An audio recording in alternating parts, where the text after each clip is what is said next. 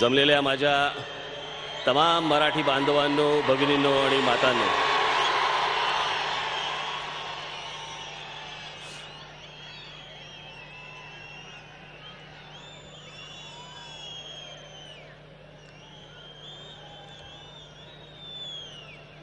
मागच्या वेळेला इथे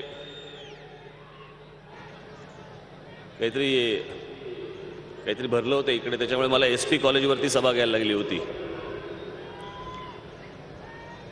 आणि ते SP कॉलेज त्यांनी मला सांगितलं आम्ही एकदाच देऊ. म्हटलं द्या तर पहिलं.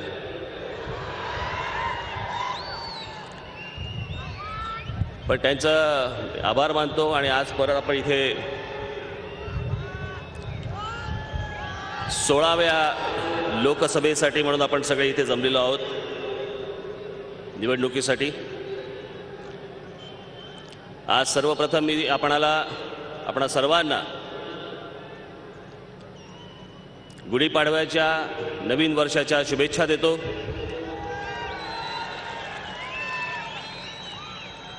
हे येणारं नववर्ष तुम्हाला सर्वांना महाराष्ट्र नवनिर्माण सेनेला सुखाचं, समृद्धीचं, आरोग्याचं, भरभराटीचं आणि आरोग्यदायक जावो अशी मी ईश्वरचरणी प्रार्थना करतो.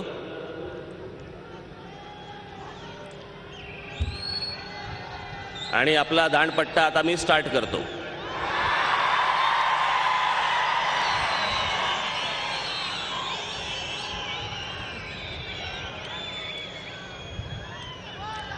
सगळीकडे खचाखच सगळं भरलेलं आहे, गच्च्या भरलेल्या आहेत.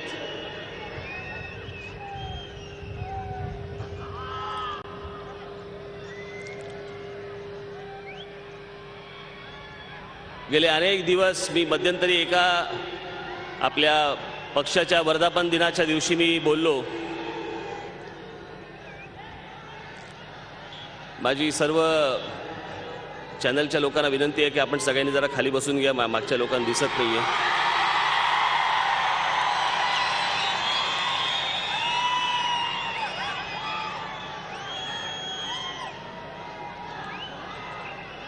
वर्धापन दिनाला मी एक 10-15 मिनिटं बोललो.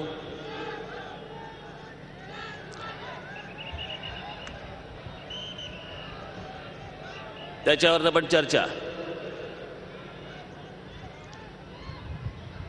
अनेक गोष्टी मी वर्तमानपत्रांमधनं आणि चॅनलच्या त्यांच्या डिस्कशन या सगळ्या बातम्या याच्यात मी सुद्धा ऐकत होतो. मलाही विरंगुळा होत होता.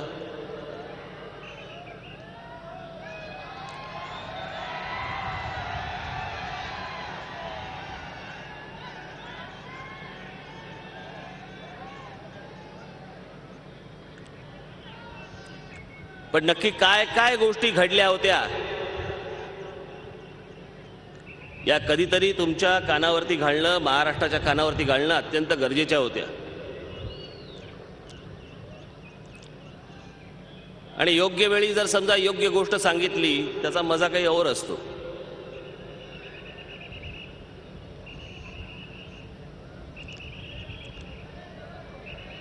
थोडीशी काही गोष्टींची आज मी उजळणी करणार आहे.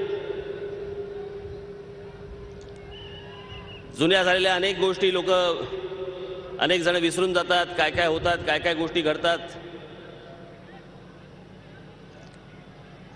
रोज नवीन इतक्या गोष्टी घडत असतात की त्याच्यामध्ये अगोदरच्या सगळ्या गोष्टी विसरल्या जातात.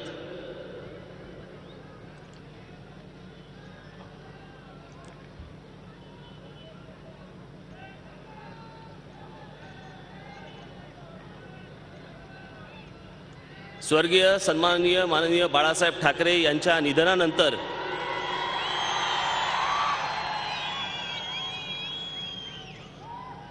मी महाराष्ट्रातल्या जवळपास जानेवारी-फेब्रुवारीमध्ये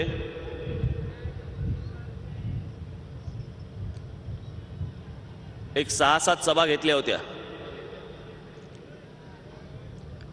आणि माझं सभांचं शेड्यूल ठरलेलं होतं.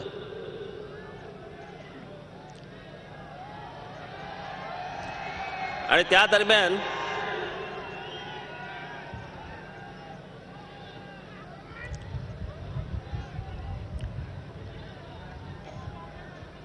सामना दैनिकामधनं एक मुलाखत आली. झी 24 तास रहा एक पाऊल पुढे.